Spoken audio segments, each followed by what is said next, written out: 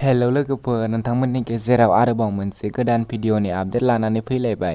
नोंथांमोना नैबे गोदान भिडिअनि फुल आपडेटखौ मिथिनो थाखाय नोंथांमोना बे भिडिअखौ जोबजासिम नाय, होनब्लासो नोंथांमोना मिथिगोन दिनैनि बे गोदान भिडिअखौ बबे चेनेलाव होदों।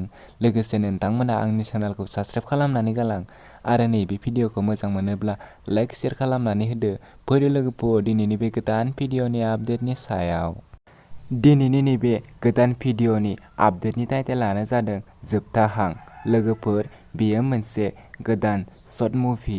नोंथांमोना दासिमबो नैबे गोदान शर्ट मुभिखौ नायाखै, अब्ला नोंथांमोना नैबे आंनि भिडिअनि गेजेरजों नायनो हागोन। नैबे भिडिअनि स्ट'रि आरो डिरेक्शनानो जादों नयन मुसाहारि। नैबे भिडिअनि आर्टिस्टफोरानो जादों आबुल नार्जारि, मनीषा मुसाहारि, सनिता बर', हेभेनलि बसुमतारि, नमिता मुसाहारि। नैबे भिडिअआ जोबोरैनो मोजां जादों। बिथांमोना नैबे भिडिअखौ अलरेडि फुल आपल'ड खालामनानै होखाबाय। नोंथांमोना दासिमबो नैबे गोदान शर्ट मुभिखौ नायाखै, अब्ला नोंथांमोना नायनानै लाहैदो। बिथांमोननि इउटुब चेनेलनि मुङानो जादों दा नयन क्रिएशन। नोंथांमोना बिथांमोननि नैबे इउटुब चेनेलाव थांनानै बिथांमोननि नैबे गोदान भिडिअखौ नायहैदो आरो बिथांमोननि इउटुब चेनेलखौबो साबस्क्राइब खालामनानै हैदो। बिदिब्ला लोगोफोर, दिनैनि नैबे गोदान भिडिअनि गुसुं आपडेटआ बेखिनियानोसै।